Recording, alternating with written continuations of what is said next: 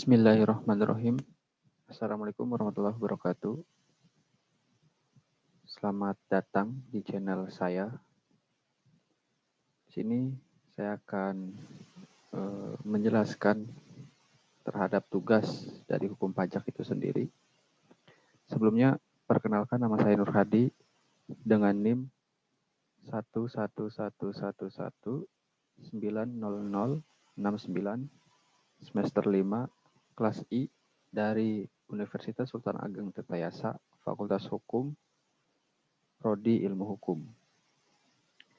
Adapun tugas dari hukum pajak itu sendiri ialah menjelaskan mengenai nilai-nilai kehidupan pribadi yang dilakukan ataupun dianut dalam kehidupan sehari-hari di lingkungan masyarakat maupun di berbagai tempat. Baik, ini merupakan pandangan ataupun hal yang bagi saya melekat di dalam diri saya. Di sini sedikit banyaknya akan saya jelaskan mengenai nilai-nilai kehidupan pribadi saya. Yang pertama adalah filosofis, kedua ada jujur, ketiga ada pendengar, yang keempat fokus, yang kelima adalah rendah hati. Di sini terdapat kata filosofis. Artinya yang saya tekankan dalam kehidupan sehari-hari ialah memaknai sebuah pertemuan terhadap lalu lalang hal-hal yang saya temui, hal-hal yang saya lihat, kemudian difikirkan secara mendasar, secara benar, secara subjektif benar bagi saya sendiri, itu yang paling pertama. Kemudian juga melihat pandangan-pandangan orang lain, cerminan-cerminan orang lain, apakah hal tersebut sama dengan saya pandangannya. Seperti ketika saya diberi dua pilihan terhadap kehidupan itu sendiri, maka saya akan menentukan terhadap dua tadi melalui pribadi saya dan juga melihat pengertian dari orang lain itu sendiri. Jadi intinya adalah secara mendasar dipikirkan apa yang bisa dianggap itu adalah suatu hal yang benar dan bukan menyangkut benar saja, tapi menyangkut banyak hal lainnya. Kemudian adalah jujur.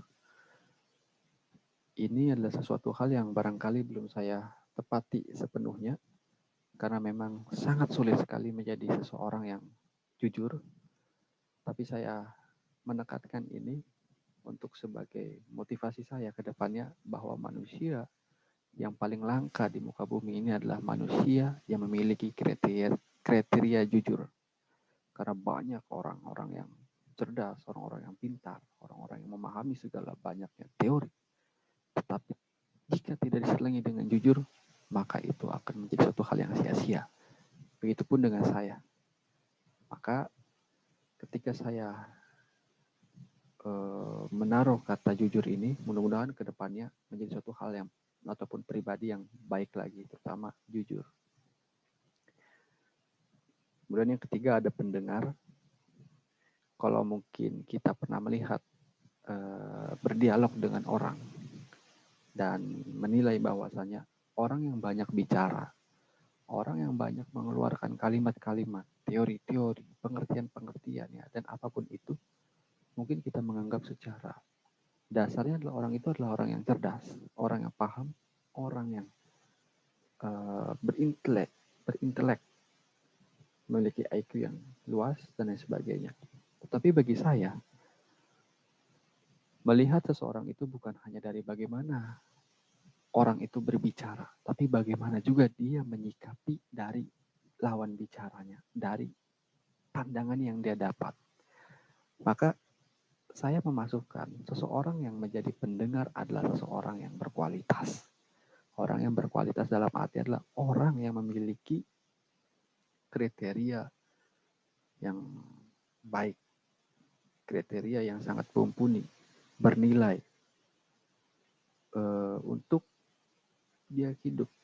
Jadi dia bisa tahu bagaimana dia mendengar, bagaimana dia berposisi sebagai bicara. Tetapi yang paling langka kita temukan adalah orang-orang yang pendengar.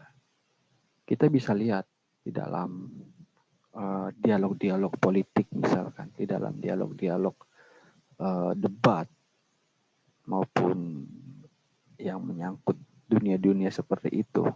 Nah, di sana kita temui bahwa banyak sekali seseorang yang tidak menghargai lawan bicaranya karena memang kualitas daripada dirinya itu rendah ataupun minim. Sehingga penting ketika memang kita sudah diberikan jatah 2 menit berbicara, ya 2 menit selesaikan, tuntaskan. Selesai tidak selesai ya itu tanggung jawab kita. Begitupun ketika kita menjadi posisi pendengar, maka tahan segala hal-hal itu untuk menjadi pendengar yang baik. Begitupun di lingkungan hidup kita. Jangan selalu mengomentari kehidupan orang lain. Jangan selalu mengomentari hal-hal yang barangkali belum tentu itu nyata, belum tentu itu realita yang dihadapi orang itu sendiri. Tetapi kita juga harus banyak sekali melihat aspek-aspek lain. Terutama kenapa bisa seperti itu. Nah, ini akan berhubungan lagi dengan filosofis. Jadi intinya adalah kita harus menjadi seseorang yang pandai mendengar, bukan hanya pandai berbicara. Kemudian yang keempat adalah fokus. Ini penting bagi saya pribadi, karena memang kita sering menjalankan segala kehidupan ini dengan tidak sadar.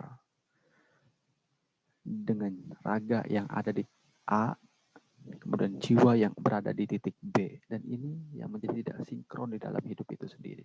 Kita harusnya fokus. Fokus itu dengan kata lain adalah sadar.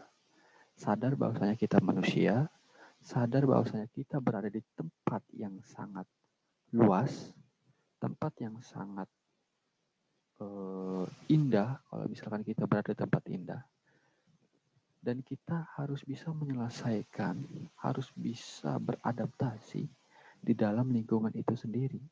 Jadi, sebagai manusia, tuntutannya adalah fokus, terus kejar apa yang kita inginkan, ataupun apa rencana kita terhadap kehidupan kita selanjutnya. Begitu. Karena di dalam sebuah proses, ini tidak membutuhkan waktu yang sebentar. Maka teruslah fokus. Fokus dan fokus. Saya menekankan ini pada diri saya sendiri.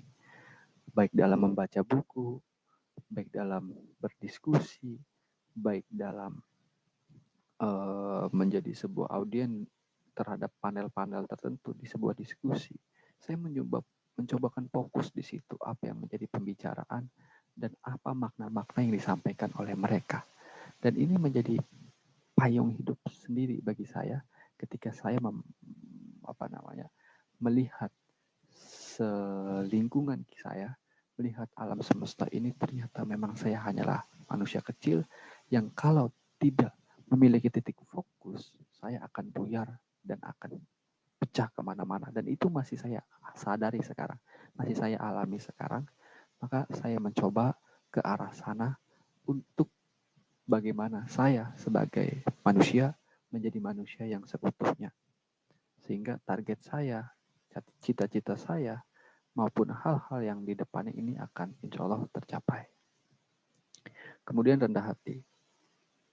Ini harus dimiliki setiap orang. Terutama ini harus saya tekankan di dalam nilai-nilai kehidupan saya sehari-hari. Rendah hati itu tidak harus dimiliki orang yang memiliki harta berlimpah. Rendah hati itu tidak harus dimiliki orang-orang yang memiliki prestasi terhadap akademisnya. Tapi rendah hati itu bagi saya adalah harus dimiliki oleh setiap orang yang hidup di muka bumi ini. Karena setiap yang kita lakukan, setiap yang kita jalani di dalam hidup ini adalah sesuatu anugerah yang tentu saja utamanya adalah rendah hati di hadapan Allah Subhanahu wa taala, Tuhan kita. Tuhan yang Maha Esa ini rendah hati. Tetapi kita harus juga membedakan antara rendah hati dan rendah diri. Tuhan memberikan kita ataupun menganjurkan kita untuk berendah hati, tapi Tuhan tidak membenarkan kita untuk rendah diri. Begitu kira-kira. Nah, dari nilai-nilai kehidupan ini yang ada 5, yang insya Allah saya tekankan, walaupun memang semuanya belum saya raih, masih tahap ikhtiar ataupun saya mencoba ke arah sana. Jadi semuanya masih dalam usaha, masih dalam pencapaian saya, karena memang jalan, halangan, rintangan, dan terjal sekali, sehingga ini menjadi tantangan bagi saya sendiri. Mampukah saya mencapai itu semua atau sebaliknya, wallahu alam. Tapi saya selaku manusia yang sehat, manusia yang sadar, mencoba untuk ke arah sana, menjadi manusia yang lebih baik lagi. Gitu. Nah, dari kelima ini tentunya harus diiringi dengan yang namanya doa kepada Allah Subhanahu wa Ta'ala. Karena kita manusia hanyalah sebagai perencana saja. Takdir terakhirnya ya ada di tangan Tuhan. Kalau kita mempercayai Tuhan, dan saya pribadi mempercayainya.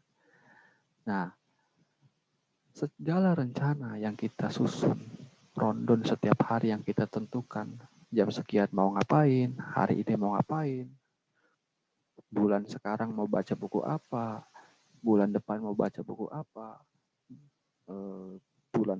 bulan sekarang mau nulis apa, bulan depan mau nulis apa, dan tentu kita hanya sebagai manusia perencana.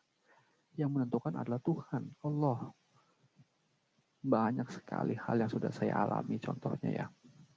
Ketika saya jadwalkan minggu ini membaca buku mengenai filsafat kuno misalkan, filsafat klasik dari barat. Tapi ketika saya ingin memulai, tentu saja banyak sekali rintangan, tantangan, ngantuklah, lapar dan sebagainya. Itu adalah sebuah godaan yang masih remeh, yang masih temeh bagi saya, tapi sangat berarti berat kalau misalkan baru pertama kali menginjakan ke arah sana. Dan tentu saya mencoba menjadi hal yang lebih baik lagi dengan berikhtiar lebih keras lagi. Bagaimana saya bisa menuntaskan, salah satunya membaca buku ataupun mengikuti diskusi-diskusi melalui media sosial mengenai filsafat kuno misalnya dan lain sebagainya. Dan inilah kita manusia yang memiliki segala kekurangannya, tapi Tuhan hanya menjanjikan kepada kita untuk terus berusaha, maupun hasil ini urusan nanti. Kita hanya berusaha, dan hasil atau tidak hasil ini adalah nanti. Karena kita harus percaya, proses tidak mengkhianati hasil. Dan mungkin itulah panjang lebarnya ulasan dari saya mengenai nilai-nilai kehidupan yang bisa saya sampaikan, khususnya kepada teman-teman semua. Mohon maaf apabila memang penyampaiannya kurang sistematis, lebih subjektif ya, karena memang tidak saya susun berupa teks, tapi saya mencoba mengalirkan kalimat dengan kalimat yang saya sampaikan. Ya, mungkin itu yang bisa saya sampaikan mengenai tugas kali ini. Kurang lebihnya mohon maaf. Wassalamualaikum warahmatullahi wabarakatuh.